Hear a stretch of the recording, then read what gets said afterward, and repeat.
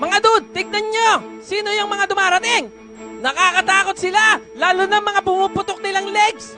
Ayan na nga. They are professional cyclists.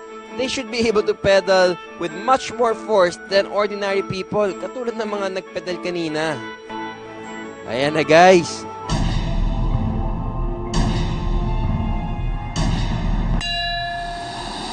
Pedal to the max na sila. Nararamdaman ko na! Ayan na! Gumalaw na nga! Tuwa na ang bagkits! Ayan na nga guys. Mission accomplished. Napatunayan ang experiment nila na sa tamang pagpedal at sa tamang bilang ng tao at kakayahan ng taong magpepedal, kaya nga makalikha ng kuryente and even huge objects like the merry-go-round ay kaya nilang mapagalaw. I believe!